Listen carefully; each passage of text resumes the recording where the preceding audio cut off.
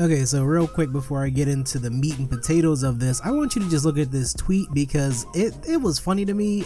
They review bombed every single Shin Megami Tensei game in all of existence on Metacritic. I seriously cannot believe that they were so petty. These Nintendo fans were so petty that they decided to review bomb every single game. That is just funny to me. But anyways, let's talk a little bit about this mini direct because there's quite a lot to talk about. There's more to talk about outside of this direct too, because there's a bigger issue than, well, just this mini direct. So I did think Nintendo was doing a pretty good job of tempering people's expectations because some of the fans can be a little bit entitled from time to time. They literally said before this direct came out that, hey, I mean, there's gonna be third party games showed off, and well, that's what they did. They showed off third-party games, nothing major, nothing like an F-Zero or a Mario or a Zelda, just third-party games. But obviously, looking at the like to dislike ratio on the Nintendo Mini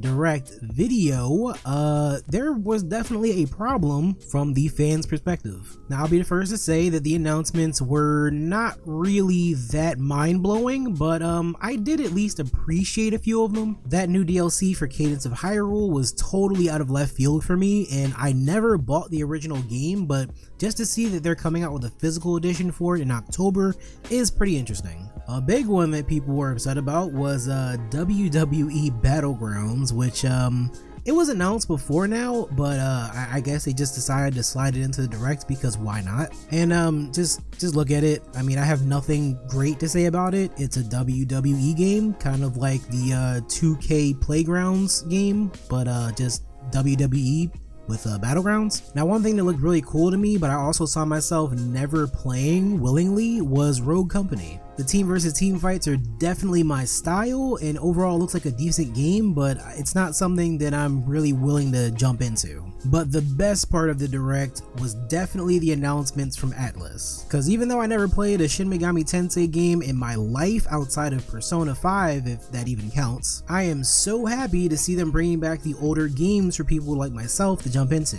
And I would love to see them eventually bring out more games, and I'm hoping that the decent sales numbers would show that these games need to be remastered. Hell, whether it be remastered, remade, or just re-released. Because I'm sure there's a lot of people out there just like myself who have never jumped into those games and who would have missed out on it if they didn't do so. And finally, they had a trailer and more information on Shin Megami Tensei 5, which I know many fans have been waiting for since, 2017, 2016 when he first announced this. And actually, this is going to segue into my next point, but it's interesting seeing that they decided on a trailer with Japanese audio for this American direct. And why is it so interesting, you might ask? Well, it just so happens that Nintendo had a separate Nintendo Direct Mini for Japan with totally different games. One of those games actually being the sequel to a game that I literally cannot stop seeing everywhere. And I'm sorry if I butcher this name, but it is Atelier Ryza, Atelier, something like that. But my question is, Nintendo, why was this not in the American Direct? There are plenty of fans of this series in the West, and it would have made the Direct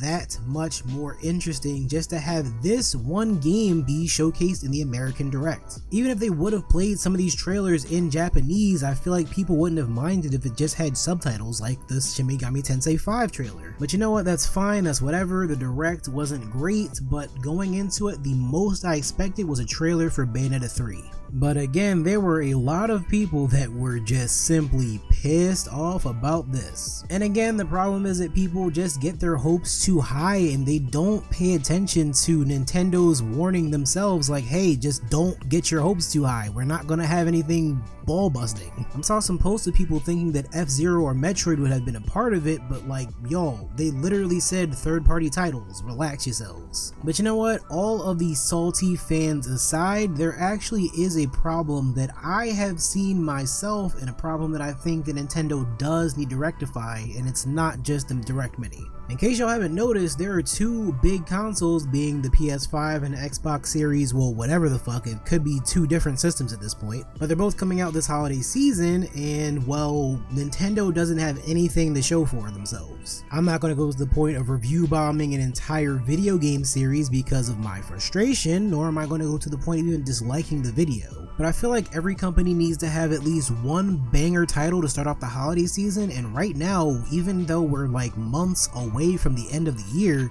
Nintendo hasn't said a damn thing about what's going to come out this holiday. And yeah, they could always do something along the lines of what they did with Paper Mario and announce a game a month before it comes out, but I just feel like that's a little bit unreasonable. Like, yeah, with Nintendo, anything is possible, but I just think that them announcing something that close, and with this Direct Mini, I just feel like they don't have much to really show off for themselves. But again, there have been a lot of rumors about the 35th anniversary of Mario, so they could possibly drop something because of that. But even then, a part of me thinks that that's not good enough, question mark? Like, maybe if we had an entire remake of Mario Sunshine or Mario 64 using the Odyssey engine, that would be pretty cool. And seeing how they already use certain assets from those games in Odyssey, I don't think it's too much of a stretch, and it could probably sell a lot of units. But really, that's just the big issue. It's what are we going to look forward to in this holiday season, and I think that a lot of Nintendo fans are really just concerned about that